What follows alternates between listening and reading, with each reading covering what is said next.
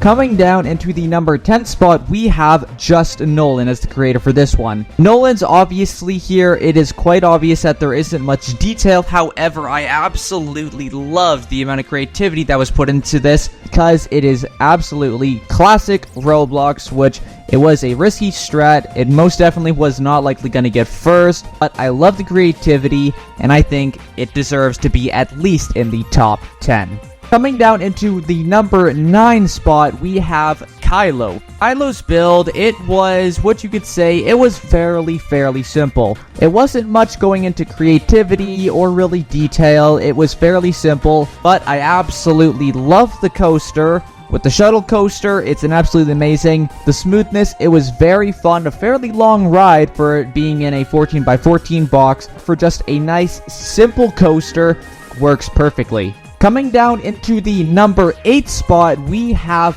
Gollin. Gollin's build, it was, once again, it was somewhat similar to Kylo's. It was fairly simple. The coaster, it was alright. Wasn't actually a coaster, but he instead decided to use a water ride, which was very interesting, specifically the splash boats. I like the little section in the middle here with treasure chests, bushes, trees. It added a really nice little touch to it. 8 spot works perfectly. It wasn't absolutely astounding. It was fairly simple, but I did like it a lot. Coming down into the number 7 spot, we have It's Drops. Drops' build, I really did like it, mainly because of the castle that he did in fact add. It was a nice little bit of touch of creativity as well as some detail put in, which I absolutely loved. The coaster, it was alright. It wasn't something super good, but it was decent. And compared to all of the other builds, I think that just 7th will work perfectly fine.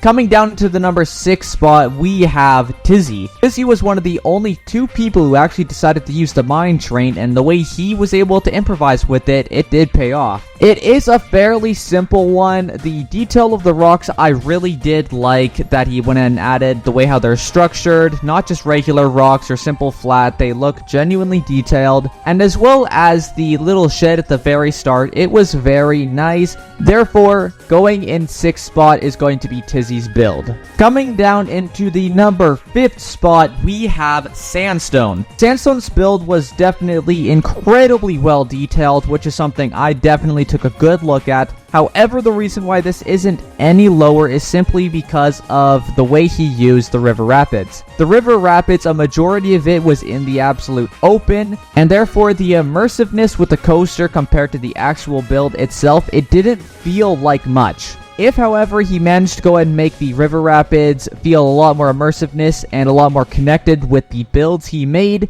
this would have definitely been higher.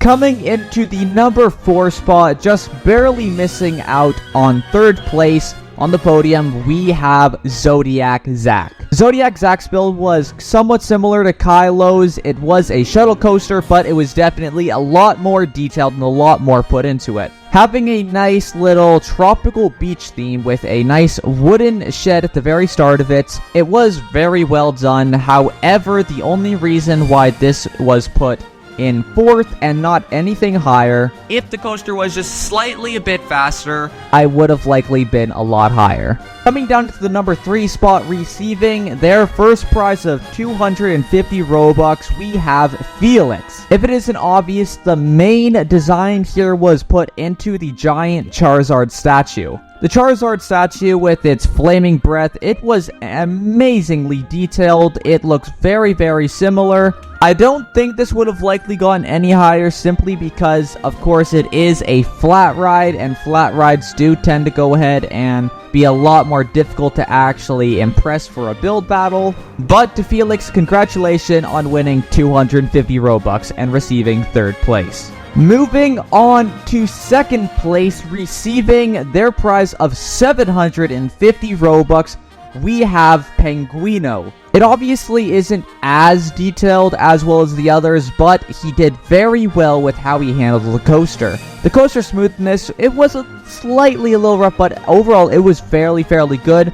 And as well as the immersiveness going through the castle and out with some smoke on the edges, and it was most definitely the coaster that had the best immersiveness, especially with a small budget and within the amount of time was given and a small box. This build was very impressive. Finally, coming into first place, receiving the prize of 1,000 Robux, the winner of this 50-player build battle is Danny Yates. Danny's build here was very surprising because it is a flat ride and not a roller coaster. The way how he uses a dragon to spiral around the drop tower was absolutely amazing. The overall detail making it seem like it's a magical landscape or something like that, as what the houses as well look like, which are very well detailed as well. Overall, it just works together so incredibly well, and all of the attributes of detail, the creativity, immersiveness, everything that he has put into this build